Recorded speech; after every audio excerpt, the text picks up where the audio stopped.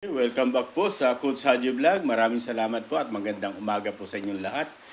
Bago ang lahat, binabati ko po at pinapasalamatan yung mga nag-subscribe po sa akin.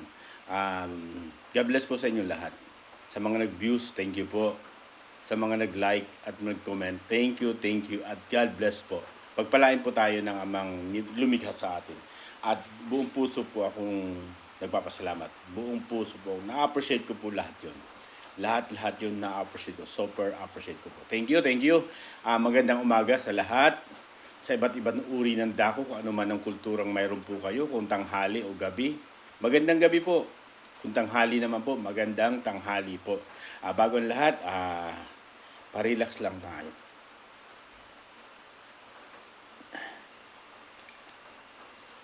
Okay, thank you. God bless po. Ang tatalakayin po natin mga kapatid ay yung tungkol sa inalis na security ni BP Sara. Okay po. Tapos tingnan natin kung maisisingit pa natin yung tungkol sa mga congressman na bawat pagsasalita o pagbibigay ng statement ni BP Sara, nagkakaroon sila ng tugon. Yun, bigyan natin ng reaction yon at opinion kung bakit ganon, di ba?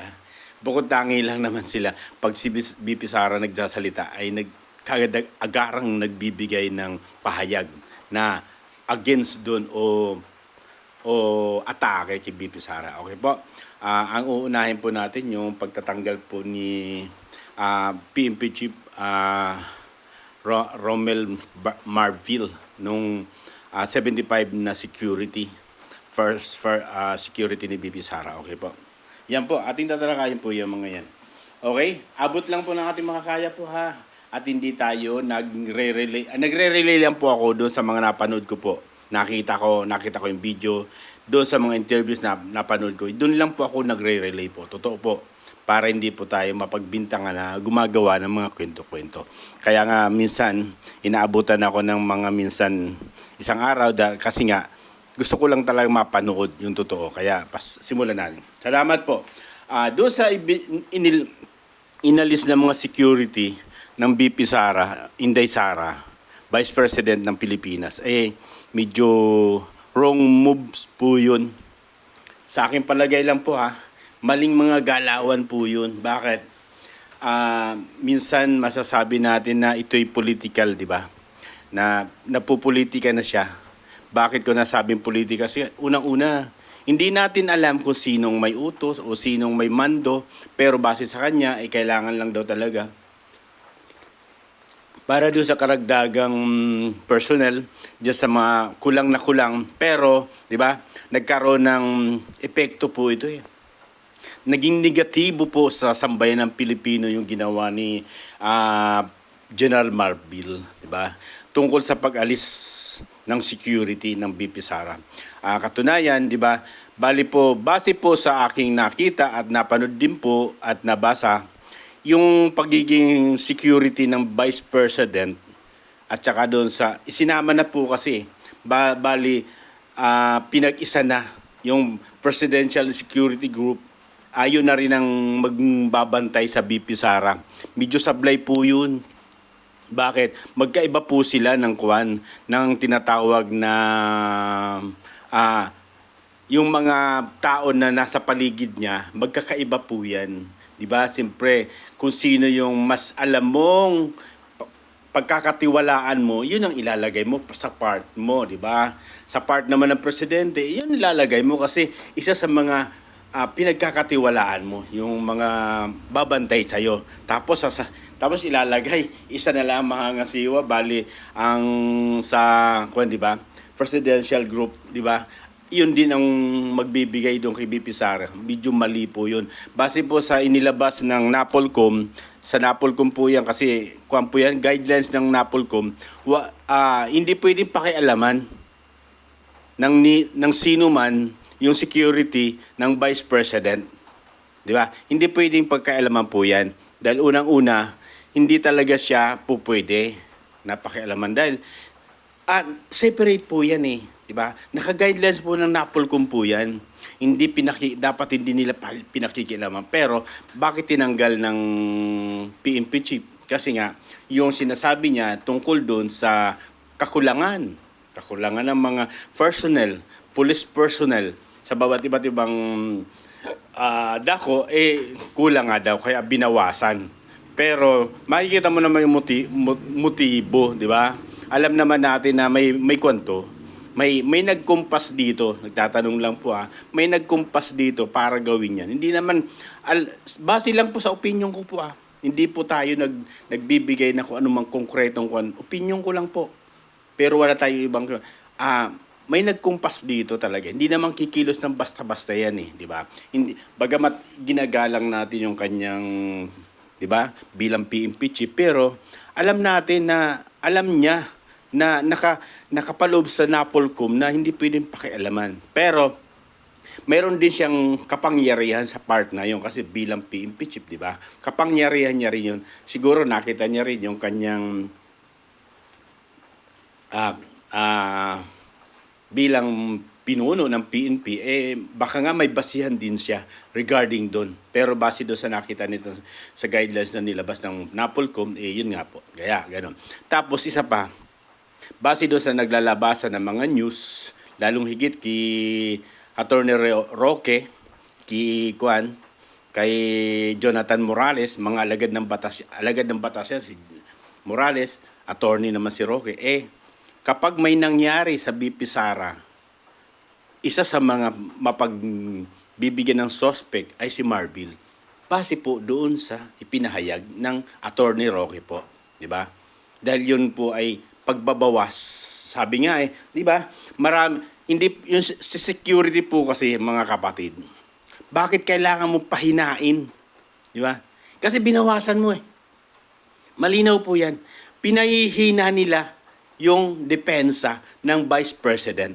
Bakit kailangan mong pahinain? Di ba dapat pinalalakas? Di ba?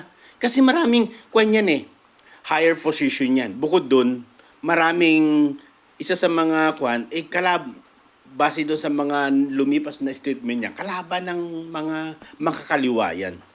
Kapag yung security niya ay inalis o binawasan, di ba? Pinahihina ng PNP yung seguridad, di ba, ng ating Vice President. Pinahihina niya. Anong ibig sabihin nun? Di ba? Dapat, di ba, dapat palakasin. Pero bakit binawasan? Hindi natin alam di ba? Kaya naging negatibo siya sa sambayan ng Pilipino. At naglabas nga po ng sulat ang ating Vice President na, di ba?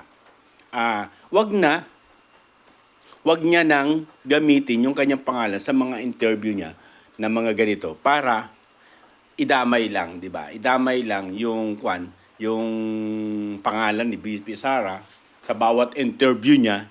Kasi nga, sabi nga ni BP Sara, nagkakabuhol-buhol ang kanyang mga sinasabi sa kasinungalingan base doon sa sinilabasan na letter, di ba? Nagkakabuhol-buhol siya. Bakit? Puro kasinungalingan di ba? Para hindi magkabuhol-buhol ang mga sinasabi niya, huwag siya magsinungaling. Magsabi siya ng totoo, Magsabi siya ng totoo para hindi magkabuhol-buhol, di ba? Tapos, nagmungkahi ang ating senador na sila Bato de la Rosa, Robin Hood Padilla, di ba? Bongo, na magboluntaryo sa magiging security ni BP Sara. Na kahit walang sweldo sa panawagan at buong puso naman siya nagpapasalamat. Pero ano ang magiging cost nito mga kapatid? Ano ang magiging epekto o impact, di ba? Impact sa pamunuan ng PNP, sa administrasyon ni BBM. Ano magiging impact nito? Di ba kaya sila? Di ba, imagine mo, bilang vice presidente, dapat pinangangalagahan ang kanyang seguridad, pamilya. Kasi unang-una, oo nga, may security siya. Doon sa mga anak niya, di ba? Kailangan din bantayan, di ba? Kasi higher position po yan, di ba? Sinong kahihiya? Di ba? Sinong magiging kahihiya kung yung mga nagbabantay diyan kay BP Sara, puro voluntaryo, walang sinasahod. Kasi yun ang panawagan po ni Bato de la Rosa. Di ba kahihiya sa pamunuan ng PNP? Sa administrasyon ni BBM, kaya po. Bakit? Number two, pangalawa sa pinakamataas na nanunungkulan sa ating bayan, pinahihina mo ang seguridad ng kanyang kaligtasan. 'Di ba? Anong ibig sabihin nun? 'Di ba? 'Di ba? Dapat nga po pinalalakas ang kanyang seguridad. Pero dahil sa mga naglalabasan ng mga, 'di ba? Alam no. Kaya na ito yung sinasabi ng inooperasyon na siya, 'di ba? Base doon sa inilabas na testimonya o sinabi ni Expedia Jonathan Morales. Ito na yung parang batayan, di ba? Kasi nga, pinahina mo yung depensa ng kanyang seguridad, di ba? Tinanggalan mo. At bukod doon, nagkuha na naman na binoljak nga siya ni Amy Marcos, hindi kilala, ibalik mo yung mga personnel niya, yung mga security ni BP Sara, sino ka ba? Di ba? Ganun ang labas ng super ate. Hindi. Ako sa palagay ko dyan, di ba? Sa aking pananaw, wag lang puro ganong first release o statement. Dapat, siguro may gawing action ang super ate, patawag niya sa Senado yan. Kasi may medyo pagmamalabis di ba? Isa sa pangalawa sa pinakamataas na opisyal. Wag na puro ganon na lang siguro. Mag-file siya ng isang resolusyon o para ipatawag ang PNP chief kung bakit, anong dahilan, di ba? Anong dahilan ba tinanggal yung mga security niya? Di ba? Bagay ba, naglabas na ng panibagong sulat o open letter, di ba, ang ating Vice President na nagpapasalamat doon sa nagbobolontaryo na nagpaabot ng pagko-concern. Sabi niya naman, huwag kayong mag-alala dahil ang panunungkulan sa ating bayan ay bahagi ng pagiging, di ba? Iaalay mo ang buhay mo. Parang gano'n ang kabuuhan, di ba? Mabigat po 'yun, di ba? Kung wala man siyang security, kung hindi man niya tanggapin yung mga nagbobolontaryo at may nangyari, base doon sa sinabi niya, ay bahagi ng kanyang panunungkulan ang ialay mo ang buhay mo sa iyong bayan. Kaya doon sa mga bagay na 'yon, di ba? Hinahabol ng mga reporter si Marbil regarding doon sa mga inilabas sa mga open letter. May sinabi ba? Wala na. Bakit? Nadurog siya doon Binanatan siya ng pang-ilalim Di ba? Ginagamit mo yung pangalan, di ba, ng Vice President. Kung ikaw but yun nga, nagkakabuhol-buhol siya dahil sa unang-una. Di ba? Sabi nga ni BP Sara, sinungaling nagsisinungaling. Kaya nagkakabuhol-buhol, magsabi ka lang ng totoo, hindi ka magkakabuhol-buhol. Basta sabihin mo lang ang totoo. Ganon lang ang sinasabi ni Vice President. Diba? Pero ang nakakakuan nga lang doon. So, doon sa second letter ng ating Vice President, isa rin ako sa mga nalungkot. Madamdamin po kasi yung sulat niya, yung pangalawang sulat. Inahabilin niya siguro yung kanyang ina, kanyang pamilya, yung kanyang mga anak, yung kanyang asawa, yung kabuuan ng kanyang pamilya, inahabilin. Huwag papayagan na mapinsala ang kanyang mga mahal sa buhay. Nakakalungkot din. Bakit? Unang-una, inihalal ka ng almost 32 million na nagbigay sa iyo ng mandato. Nagtatrabaho ka naman na matino, nagtatrabaho ka naman maayos. Ni minsan, nung siya ay nanunungkulan sa kagawaran ng edukasyon, may narinig ba kayo na pasar o ano pa mang bagay na ikasasama o masabi kay BBM, kahit sa First Ladies, kahit sinabihan na siya ng budget, pero may narinig ka ba na negatibo na laban sa kanila uli, na gumanti ang Vice Presidente? Wala Bakit? Iniiwasan niya nga yung mga ganung bagay, di ba?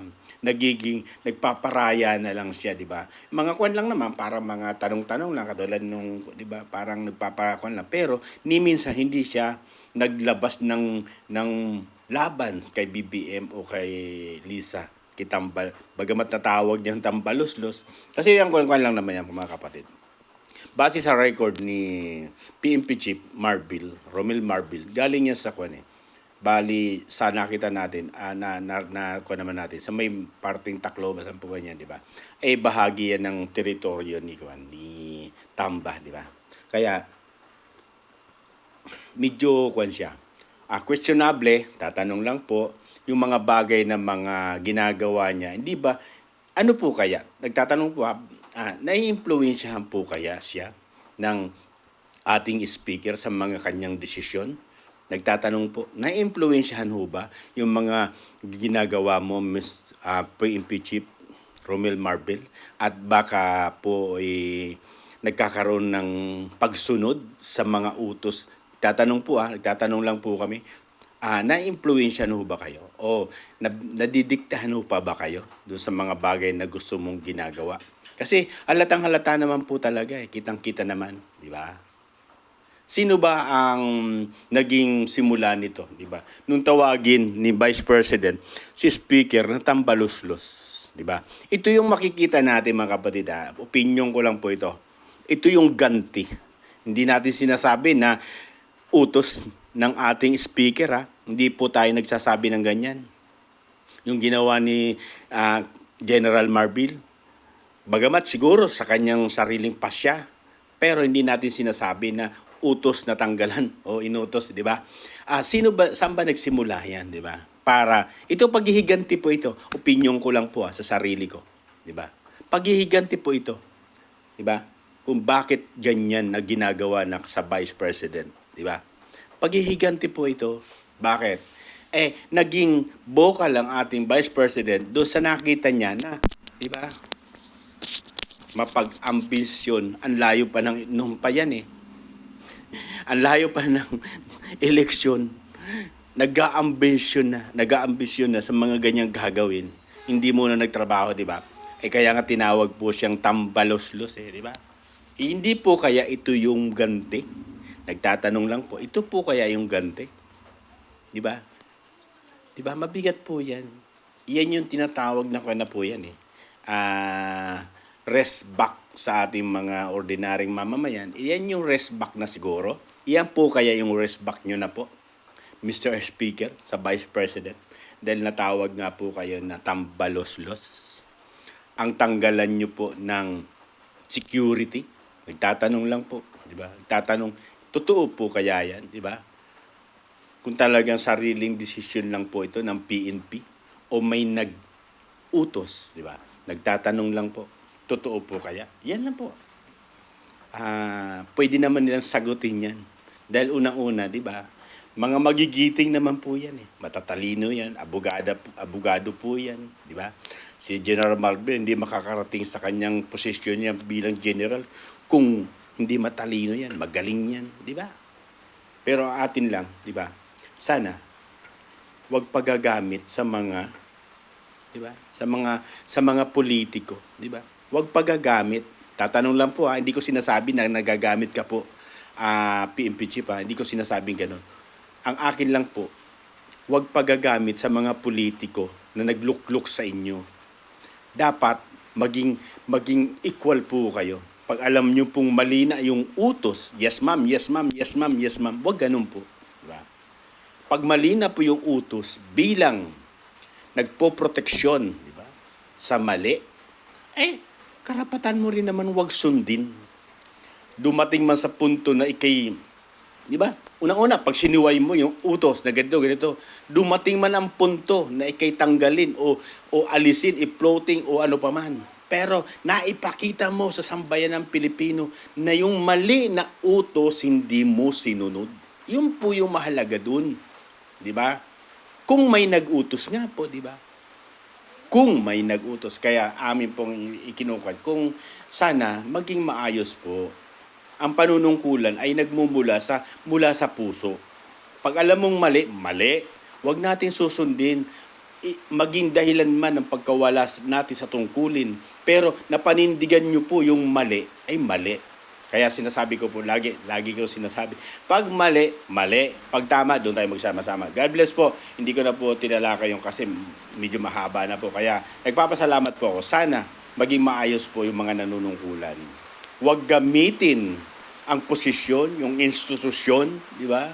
Para durugin ang isang individual, dala ng kanyang posisyon o inutusan o ano pa man. Huwag sanang ganun. Maging patas po tayo. Kayo po, sabi nga niya, batas ka lang, hindi ka po Diyos. Diba? Batas ka lang. Yun po, salamat po. God bless. Ingat po tayong lahat. At huwag nating pahintulutan yung mga bagay na alam nating mali. God bless. God bless. Thank you po.